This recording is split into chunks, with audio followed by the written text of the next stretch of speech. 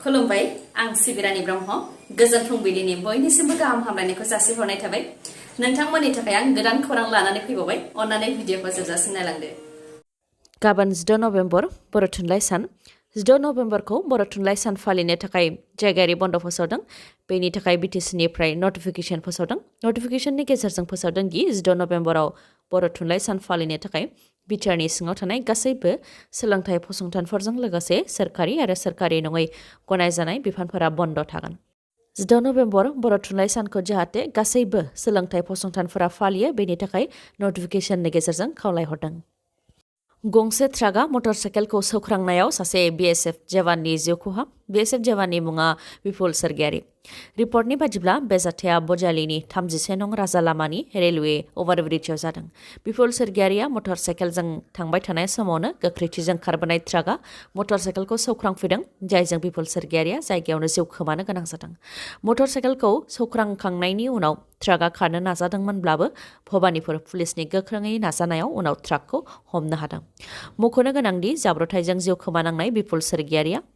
बाक्सा जिल्लानि बारापेटा राङासारा ओनसोलनि थागिबि बिथाङा 151 बेटालियननि बिएसएफ जवानमोन आरो बिथाङा उरिष्यायाव पस्टिंमोन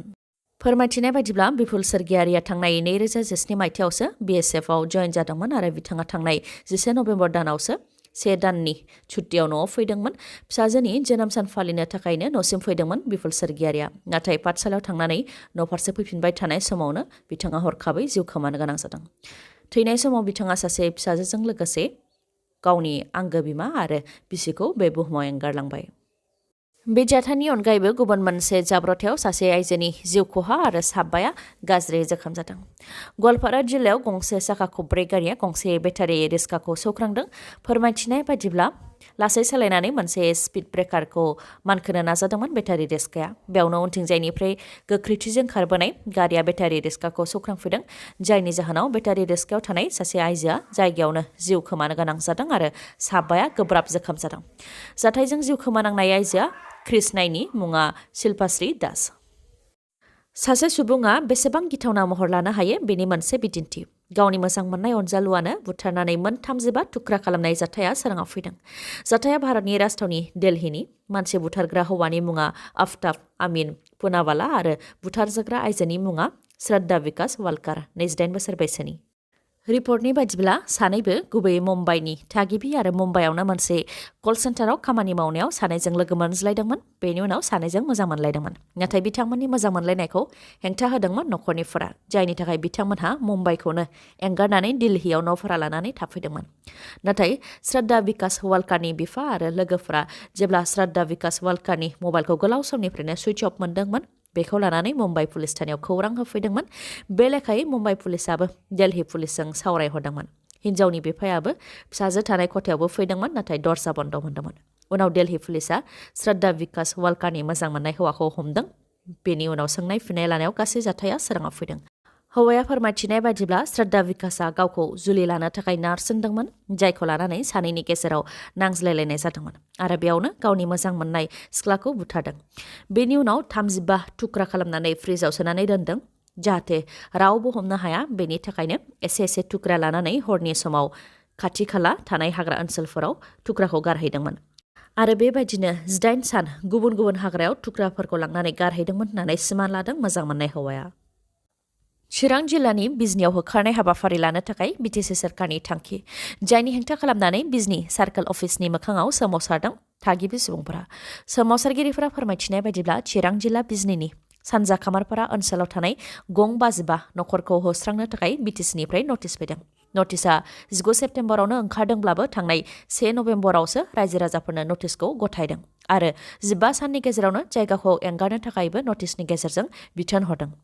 सानजा खामारपारा ओनसोलाव थानाय गं 55 नखरफोरखौ होस्रांनो थाखाय हरनाय नटिसखौ जाहाथे केन्सेल खालामफिनो बेनि थाखाय थागिबि सुबुंफोरा सोरखारनिसिम खावलायहरदों मानोना फोरमायथिनाय बायदिब्ला बिथांमोनहा सोरबा थांनाय 40 बोसोरनिफ्रायनो आरो सोरबाया 20 बोसोरनिफ्रायनो बे ओनसोलफोराव रायजो जाबोदोंमोन नोंथाङाबो सेकेन्ड हेन्ड गारि बायनायनि सिमां नुदों नामा जुदि नुदों सांग्रां जानाया गाहाम गुवाहाटीआव सेकेन्ड हेन्ड गारि बायनो फैनानै लुटि जादों नोगोद 3 लाख रां जाथायनि सायाव फोरमायथिनाय बायदिब्ला सेकेन्ड हेन्ड गारि बायनो थाखाय मबाइलनि गेजेरजों रायज्लायनाया थि जाखांनायनि उनाव मणिपुरनिफ्राय सानै आइजोफोरा गुवाहाटी फारसे फैदोंमोन लोगोसे नोगोद 3 लाख रां लानानै फैदोंमोन गिबियाव गारि देखायनो थाखाय सानै आइजोफोरखौ गुवाहाटी रेलवे स्टेशननिफ्राय सानै सुबुङा गारिजों लांफैदोंमोन उनाव गारिजों हाग्रा फारसे आइजोफोरखौ लानानै थांदोंमोन नाथाय हाग्रा ओनसोल मोनहैनाय लोगो लोगो फिन आरोबाव 3 हौवाफोरा गारियाव गाखोदेरफादोंमोन जायनाव सिखा देगार बायदि बायदि हाथियारफोर दंमोन हाथियार लानाय दाखाथिफोरा बुथारनायनि हुमखि होनानै गासै 3 लाख रांजों लोगोसे गंसे मबाइलखौबो लानानै थांदों आइजोफोरनिफ्राय बेनि उनाव आइएसबिटिआव एंगारहैदों मोनद' हारिनि सुबुंफोरा एसटि स्टेटास होनांगौनि दाबिजों दिनै आसाम बन्द फोसावदोंमोन मोनद' हारिनि जथाय आफादा दिनै आसाम बन्द फोसावनायखौ लानानै गोख्रोङै हेंथा होदों आसाम पुलिसा आरो दिनैनि सानाव बन्द होनायखौ बोखांनानै लाफिननो थाखायबो बिथोन होदों जायफोर लामा सामायाव दिनै सोमावसारगोन बिसोरखौ हमनाय जागोन होननानैबो फोरमायथिदों आसाम पुलिसा जाहाथे रायजोआव जेबो गोजोन गैयै थासारि जाया बेनि थाखायनो बे आसाम बन्द होनायखौ बोखांनानै लाफिननो थाखाय मोनद' हारिनि आफादफोरखौ बिथोन हरदों नाथाय बे निउज फोसावजासिमाव आसाम बन्द होनायखौ बोखांनानै लाफिनाखैमोन मोनद' हारिनि जथाय आफादा मोनद' हारिफोरा जाहैबाय आदिबासि मरान मटाक कच राजबंसि टाइ आहम आरो चुटिया बम बेरनाय जाथायजों 6 जिउ खहा आरो 97 सुबुंफोरनि जोखोम बिबार फाननाय गलानि बिबार दामोल सिङावनो दोनदोंमोन बमखौ आरो बे दायाव बम दोनफैग्रा सासे आइजोखौबो हमनो मोनबाय बे जाथाया तुर्कीनि इस्तानबुलाव जादों जाय जायगायाव गोबां टुरिस्टफोर अदेबानि दावबायारिफोर थानायनि थाखाय गोबां सुबुं थुबुर जायो बे जायगायावनो बमखौ दोनदोंमोन रिपर्टनि बायदिब्ला बिबारनि दामोलनि सिङाव बमखौ दोननानै 40 मिनिटसिम बे सेरावनो थादोंमोन आइजोआ उनाव बम बेरनायनि एसे सिगांसो जायगानिफ्राय आनज्रायलांदों बे बम बेरनाय जाथायावनो 7 जिउ खहा जादों आरो 97 जोखोम जादों तुर्कीनि इन्टेरियर मिनिस्टारा फोरमायथिनाय बायदिब्ला बे बम बेरहोनाय जाथायनि आन्दोआव कुर्दिस्तान वार्कार्स पार्टी हाथियार लाग्रा आफादनि आखाइ दं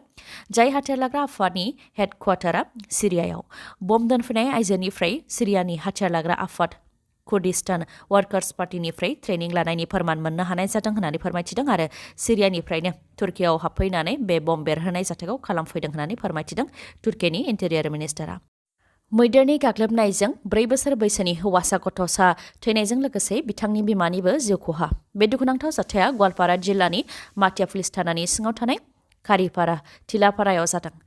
थैनाय बिमानि मुङा मानजिला खातुन फोरमायथिनाय बायदिब्ला उन्दै हौवासा गथ'सानि बिफाया खामानि मावहैनायाव बिफानो ओंखाम हैनो थाखाय बिमा आरो फिसाज्ला जयैनो थांदोंमोन नाथाय हाग्रानिफ्राय मैदेर ओंखारबोनानै बिमा आरो फिसाज्ला सानैखौबो बुथारलांदों ओनसोलनि सुबुंफोरा फोरमायथिनाय बायदिब्ला माटिया ओनसोलाव मैदेरा आदार नागिरफैनानै बेबायदिनो उदखार खालामफैयो सुबुंनि सायाव उदखार खालामनायनि अनगायैबो माइ माइरं न' बां गासैखौबो सिलिंखार खालामलाङो होननानै फोरमायथिदों गोजोनथाव खौरां बङाइगाव मानिकपुर पुलिस थानानि साखाथियाव थानाय आरो इन्डियान अइल पेट्रल पाम्पनि उल्टा दिगाव थानाय मानास हन्डा श'रुमा नोंथांमोननि थाखाय फिन गोदान अफार लानानै फैदों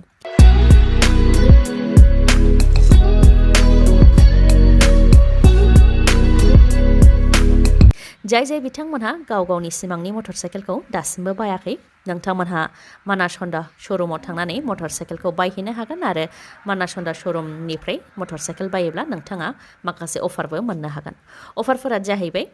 सेथियाव दङ जायखिजाया मडेलनि मटरसाइकेल बायोब्ला नोंथाङा गंसे मटरसाइकेलाव 2500 खम राङावनो मोननो हागोन नैथियाव दङ गंसे मटरसाइकेल बायोब्ला बेसेन नाङालासे गंनै हेलमेट मोननो हागोन थामथियाव दङ ल' डाउन पेमेन्टआवनो अदेबानि खम रां होग्रोनानैनो फाइनान्सआव मटरसाइकेलखौ लानो हागोन लोगोसे गासैबो जायगानियानो लांफैनो हागोन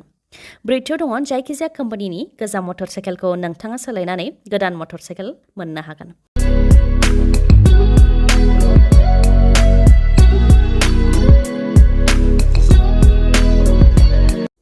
बेफोरनि अनगायैबो नोंथांनाव जुदि एकाउन्ट गैयाब्ला एकाउन्ट खुलिनानै होनायनिबो खाबु दं मानास हन्डा श'रुमाव अब्ला नोंथाङा मानोथो गावनि सिमांनि मटरसाइकेल बायनायखौ मोगथां महर होआलासे थाबावनो माबाफोर मिथिबावनो गोनां दंबावोबा थाबैनो 7002601255 नङाब्ला 9101272776 बे नाम्बाराव कल हरनानै खौरां लाहरनो हागोन आरो गावनि साननायखौ जाफुंहोनो हागोन अफारा 16 नभेम्बरनिफ्राय जागायजेनगोन आरो 24 नभेम्बरसिमल' थागोन